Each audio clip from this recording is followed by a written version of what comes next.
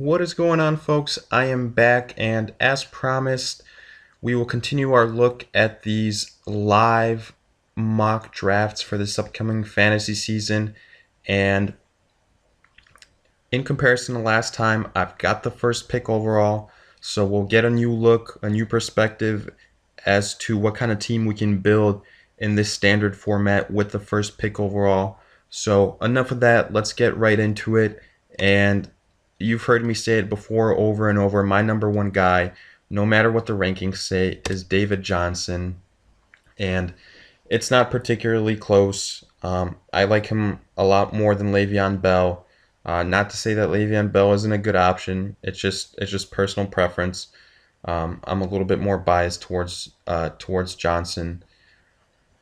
Um, I think he's just more of a workhorse. He's less prone to some of the issues that Bell has had before. So that's why he's my number one guy. But let's go right into analyzing some of these picks. Um, Most of these guys aren't on auto draft, so I think we'll get a pretty good representation of where certain people might go. Surprisingly, Antonio Brown was picked number two.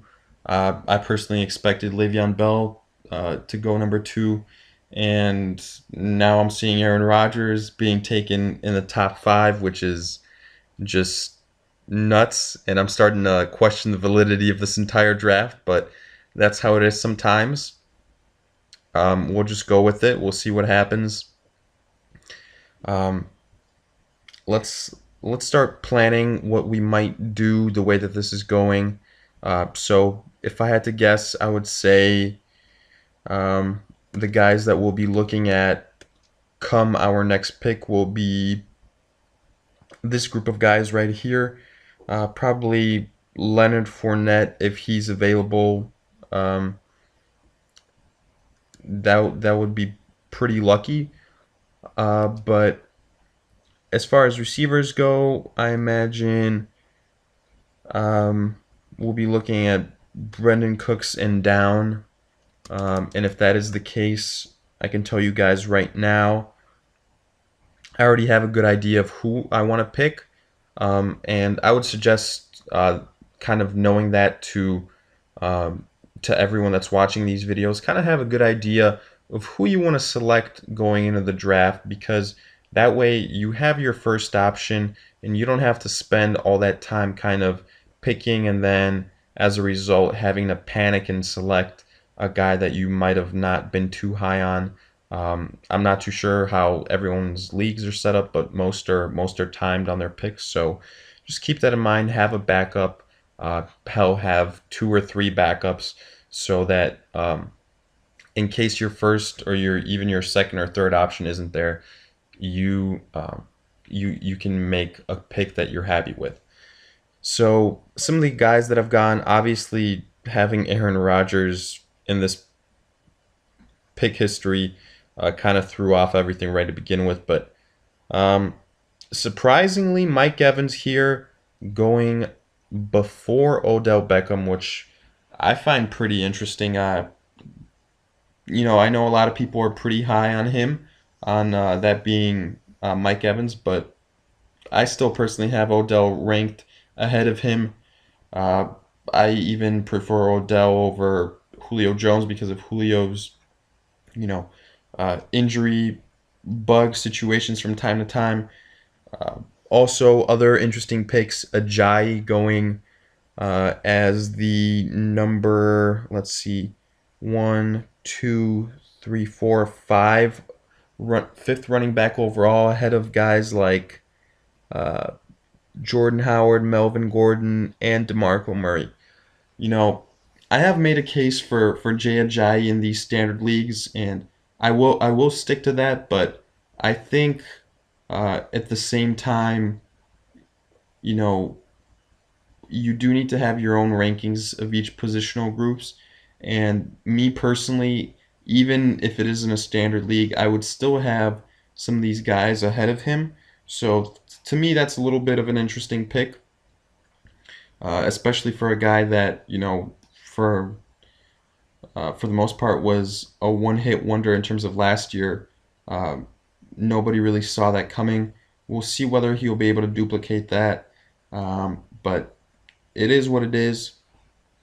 It just uh, it just makes other players that might be uh, might have higher rankings available for other people down the stretch, which no one's going to complain with. But I would be shocked if Jordan Howard makes it down to me. Uh, I honestly would be, but there you go. We'll make sure that that doesn't happen with that last selection.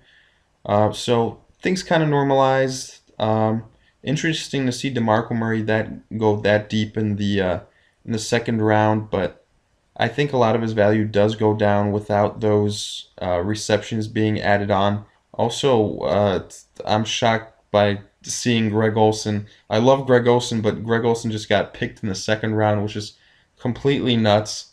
Um, I don't know if this is. I think that's the same guy that took Aaron Rodgers, which, uh, if it is, this guy is. Yeah, it's the same guy. This guy is something special. Because he's clearly not on. No, he is on auto draft, but um, that's unfortunate.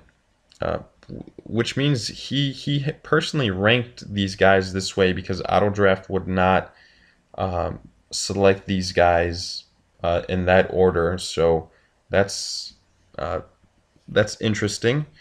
But either way, it is finally back to our turn, and oof, this is a little bit of an interesting situation.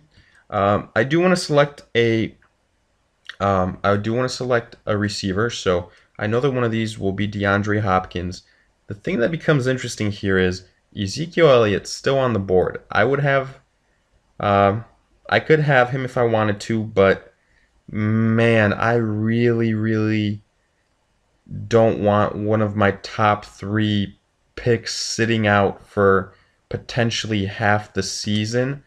So I think for that reason, I'm leaning towards taking Marshawn Lynch.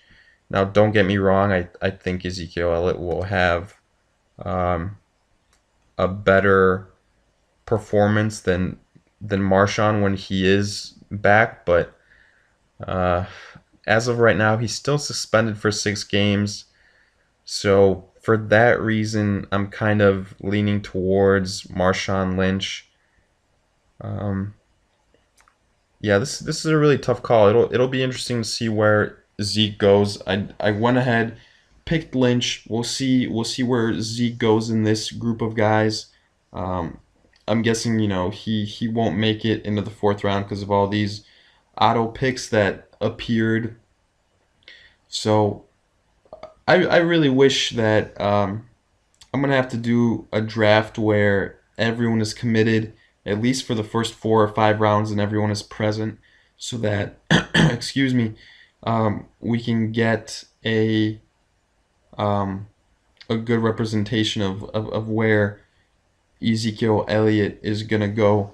And man, I don't know what this guy's doing. This guy that picked Rodgers and Greg Olsen, but his first receiver that he just picked is Stephon Diggs, which um, yeah, I can't explain that. I don't know what's going on. He must be just having a laugh. Yeah, it is what it is, though. We'll keep going with this and kind of re-examine the situation. So as far as the draft is concerned and how it's going so far, I'm very happy with my picks. I've got David Johnson, who I think, uh, as well as what I've heard from a lot of other people, believe that he will be the top fantasy option. So we've got David Johnson, got Marshawn Lynch. Uh, I love his potential behind that Oakland offensive line, double-digit touchdown potential, close to 1,000 yards. That's all you can ask for in terms of a running back. And then DeAndre Hopkins, who I think will personally have a bounce back year.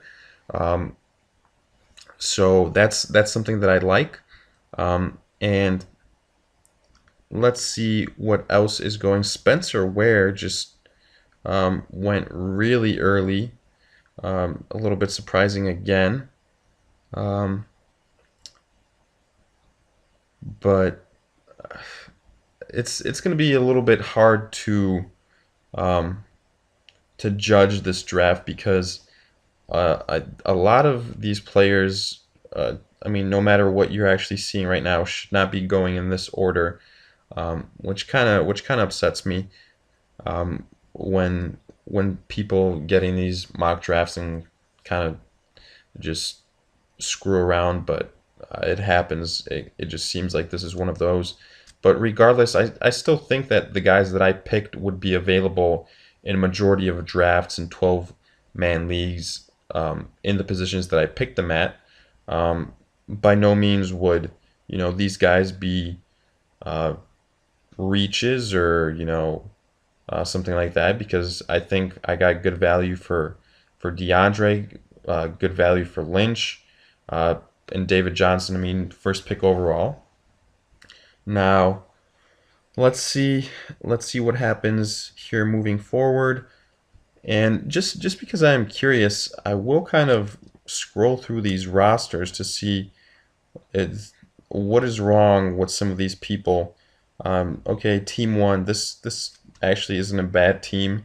This guy's actually trying to draft, so I commend him for that. Team two, yeah, this is okay. I think overvalued Tom Brady, um, Le'Veon Bell, Mari. Not okay. This is not a bad team either. Actually, Travis Kelce is the guy that I was going to pick. Okay, this is the team that's completely just no. I have nothing else to say about that. Um, Interesting here. I guess Devonta, Gronk, Christian McCaffrey. I would make the case that this is a PPR team, not a standard team. But let's get back to these selections because it is my pick once again. So we'll see who is available. And as far as some of these guys, I could have Drew Brees. Um, I want to see some of these other players. Um, so I think what I will do is go ahead, draft Drew Brees. Um, so I've got a stud quarterback, and now um, I'll either draft a receiver or that flex spot. Um, I do like I do like Frank Gore. But I do think that there will be a drop off in quality receivers by the time it has gotten back to me again. So this is one of those times where I might reach a little bit and pay attention to that primary starting receiving position and take I've said it before, I'm really high on Martavius Bryant, so I realize that this is a reach, but I'm gonna go ahead select him. Um, and we'll see what happens when it works its way back to me. Um, I still have a tight end position to fill, and in terms of guys that I like, Olsen is gone, Kelsey is gone, Gronk is gone. Usually, I like to get either Olsen or Kelsey because I don't like spending a pick that early on for Gronk. But my backup to those guys is actually a guy in Martellus Bennett that goes pretty late on. So um, I'm not too sure if we'll last all the way until then because I just want to fill out this core part of the roster and then evaluate from there. But regardless, I would say just treat it as if Martellus Bennett is on the team. Um, and we'll evaluate it like that. But you know, this was probably these fourth round and fifth round selections that just went. Probably my if I had to grade each selection by round, probably my most questionable decisions, just because um, I think probably a little bit of a reach um, in each situation. because if you the way that it's shaping up, that I could have had a guy like Martavius Bryant with the 72nd selection now, and could have landed Frank Gore as my flex guy, but somehow that's how it works out. Um, I could still get either Kelvin Benjamin or Brendan Marshall, both guys that I like uh, as flex plays. You know, I've said it before. For the flex position, I think it's a position that alternates um, in PPR and in standard. In PPR, I try to fill it with a wide receiver, and in standard with a running back that gets a lot of red zone carries. But um, I don't want to overdraft right now on Adrian Peterson. So what I'll do is I'll actually get a guy that I'm pretty high on, Brendan Marshall. I think he'll still be a good red zone threat playing with Eli. Definitely the best quarterback he's ever played with. So I'll go ahead, take Brendan Marshall, and then I will go ahead and grab. I'll still grab Adrian Peterson. Uh, and you can tell I'm kind of staying away from some of these, uh, PPR guys. So right now, if I had to line up my next selections, they would probably be Martellus Bennett, if he's still available, with the 96th pick. And then um, I don't know if it'll be the case, but Darren McFadden. Um, so the guy that took Zeke, let's try and find him. Um, the guy that took Zeke is right here, and he, I believe he is on auto pick at this point. Yes, so it's doubtful that anyone's gonna really take Darren McFadden. And like I said, I wish that wasn't the case, but that's just how it turned out. So I guess this will be a version of a roster with the first pick overall that, uh, in my opinion, if this is how it broke for me in the real, in my real live draft, in either of them, I'd be pretty happy with this squad of guys. Having Drew Brees, David Johnson, Marshawn, DeAndre, Martavius, um, and then I think both my flex and bench player right now are quite good. So I'll go ahead. I'll take Darren McFadden right now, if unless he gets picked in this next selection. We will see. Um, and if not, I do have a backup in mind in terms of running back selection that could. Yeah, there it is, Darren McFadden. Okay, that's all right.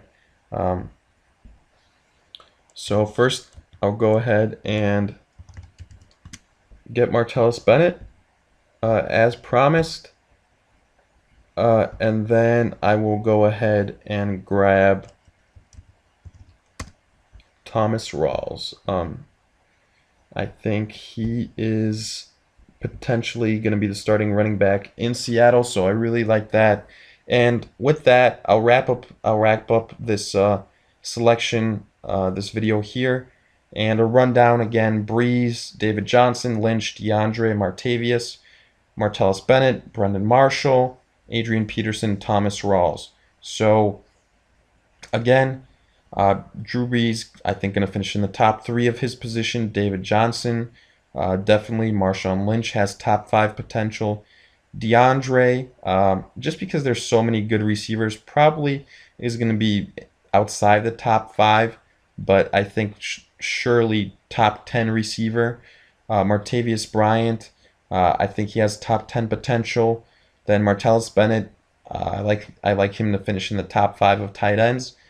And then I say Brendan Marshall in the flex, but I think I could either plug in all these guys. All of them have potential, very high ceilings. So, to me, this is like an A minus A draft.